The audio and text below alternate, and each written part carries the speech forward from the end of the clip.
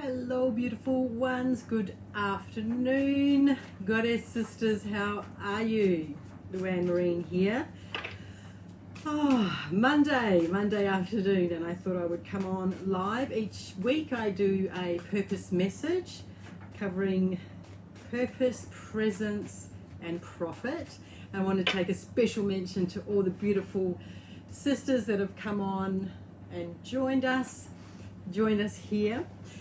So I'm going to, what the oracle deck that I am using today is this beautiful one here, the Goddess Inspirational Oracle Guide by Kris Waldherr. She actually is the creator of the Goddess Tarot.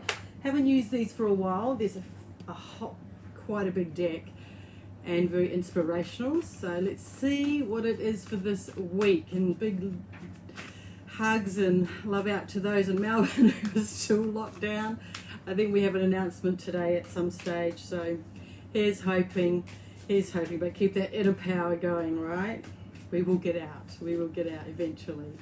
So I'm wondering if this is still working, if you can hear me okay. Hey Anne, good to see you. Good to see you, beautiful. So I'm picking three. Our first one is to do with our purpose, then we have our presence, and then we have our profit. So I hope this is working okay for you. All right, my beautiful ones. Now let's take it the first one. So the first one, yes we do, yes we do.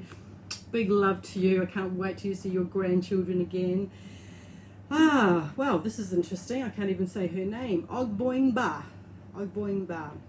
And she is the goddess of prophecy. Here we go. Look at that. Gorgeous. She looks like an African goddess. I'm just going to have a little look at her, what the goddesses are. Oh, okay. And the message today is, though it is good to desire, sometimes it is better to possess contentment. Wow, I'm just kind of rolling my eyes at that one today, but it's all good. It's all good. Her message is healing the future and discontent.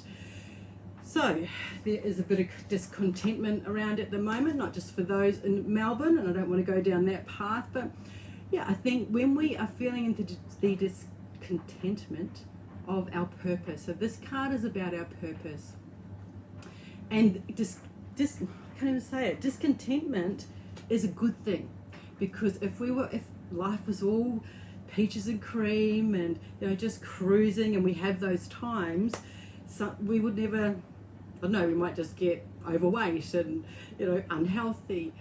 Sometimes we need to be pushed, and sometimes there's a little bit of pain involved in that. And yes, we don't want to go down too much pain, but it's also, to me, it's coming out with this comfort zone, when we are too much in our comfort zone. And this definitely inspires me sometimes when I'm getting, when I want to go to that next level of my purpose. It's like, oh, this hurts too much to stay here. So if you're getting, you can pick 1, 2 or 3, or you can take the whole message. If you are kind of sitting in a place where it's uncomfortable, I just feel like I'm just sitting here like I just want to kind of move. This is for you. This is for you. And she is the goddess, a Nigerian mother goddess, and she possessed magical abilities that enabled her to heal the sick and predict the future. She was not content. She was never content. She always yearned either to become pregnant or a power that she did not possess, because she couldn't become pregnant. Even though she passed through 7 kingdoms and risked death to gain this ability, the goddess remained childless. So through that discontentment, she was unable to find happiness within herself. So seeking the desires, to me it is, what is your desire? Let yourself have that desire. And I did put up a post today about your intention. Your intention for your purpose. So feel into that, what her message is healing. It's not that we can predict the future, we create the future, right? We create it. Yeah, beautiful. Okay, so that's the first one. Our second one is to do with our presence. And I love to use this presence card. It's our energetic field. It's how we show up. Are we grounded? And sometimes we want to pull that energy in. We don't always have to be out. It's just using that using our presence and magnetize things towards us that we want for our purpose. And we have Lolita. Oh, look at her. Love is a playful act to take joy in, the amorous. Look at that, Lolita. So I'm going to look up her. The expansion. Oh, the stars. And Lolita says to us, her message, the amorous. Love, flirting, and the universe. So Lolita is honoured in India as the goddess of love and passion. So remember, this is about being present. Appropriately, this deity's name translates to the amorous. What are you feeling? I want to say somewhere, but I won't. What are you feeling drawn towards? What are you feeling drawn towards? That hot kind of feeling that we have. Some believe that Lolita amuses herself by playing with the universe like a flirtatious woman, enticing an enthralled lover. As she does so, she creates and embodies all of life, just as the act of love can create love. And in tantric tradition, Lolita is presented as a brilliant triple goddess with far-reaching powers of creation. She serves in counterpoint to Kali Ma, whose destructive powers encourage new life. So Kali Ma is the one that just kind of destroys everything so that you can step into the new path. So Lolita, so within presence, right? So feel into, oh, I love the first one, right? So the first one was discontentment. It's kind of a little bit painful. And this one's saying, well, what do you really want? What can I have? And be flirty with it. So our presence, you know, when you can walk into a room and when you're on, right? When you're on and you attract things to you. So what do you need to do to get into that vibration, into that energy? And not in a kind of tarty, well, maybe there is, right? There's the shadow part. We can actually, as the feminine, use that beautiful seductive power to draw things in. So Lolita's saying, and to me it's also having fun, right? Being a little bit playful for it. And she's got the universe here. Everything that you want, you can create again. So that's that second card.